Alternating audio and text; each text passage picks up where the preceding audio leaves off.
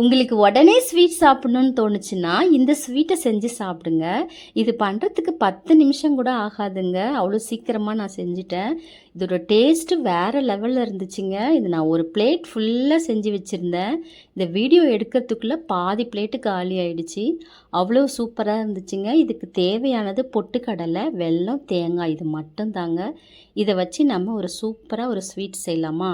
இப்போ ஸ்டவ்வை ஆன் பண்ணிக்கோங்க. கடாயில் 1 ஸ்பூன் மட்டும் நெய் விட்டுட்டு கொஞ்சமாக நட்ஸு, எந்த நட்ஸ் இருந்தாலும் சேர்த்து லைட்டாக இப்படி வறுத்துக்கோங்க. இது கூட நான் ஒரு தேங்காயை துருவி வச்சுருக்கிறேன். 1 கப்பு தேங்காய் போட்டுட்டு ஒரு 2 நிமிஷத்துக்கு இப்படி நல்லா வறுத்து விடுங்க. இதை அப்படியே வேறு பிளேட்டுக்கு ஆற வச்சிடுங்க. இப்போ ஒரு 1/4 கப்புக்கு கொஞ்சம் கம்மியாகவே பொட்டுக்கடலை எடுத்துருக்கேன். அது லைட்டாக சூடேறினா போதும். அந்த அளவுக்கு லைட்டாக இப்படி பரட்டி விட்டுட்டு இதையும் ஆற வச்சுக்கோங்க. இப்போ நான் தேங்காய் அளந்த அதே கப்பால் 3/4 கப்பு வெல்லம், 1 கப்பு தண்ணி, 2 ஏலக்காயும் தட்டி போட்டு நல்லா கொதிக்க விட்டுருக்கேன். பாகு பதெல்லாம் தேவையில்ல, கரைஞ்சா போதும்.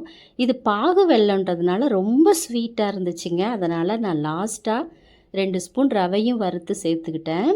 இப்போ பொட்டுக்கடலையே மிக்ஸி ஜாரில் சேர்த்து அரைச்சிக்கிட்டேன். இப்போ தேங்காய் துருவலையும் சேர்த்துட்டு பல்ஸில் வச்சு எடுத்தாச்சு. இப்போ ஸ்டவ் ஆன் பண்ணிவிட்டு கடாயில் கரைச்ச வெல்லத்தை வடிகட்டி சேர்த்துட்டு நம்ம அரைச்ச பொட்டுக்கடலையும் தேங்காயும் சேர்த்து ஒரு 5 நிமிஷத்துக்கு மீடியம் ஃப்ளேமில் ஸ்டவ்வை வச்சுக்கோங்க. வச்சுட்டு இப்படி நல்லா கிண்டிக்கிட்டே இருங்க. நல்லா அல்வா பதத்துக்கு வந்துடும்.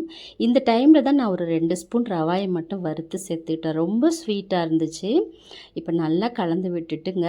பாருங்க, கடாயில் ஒட்டவே இல்லை.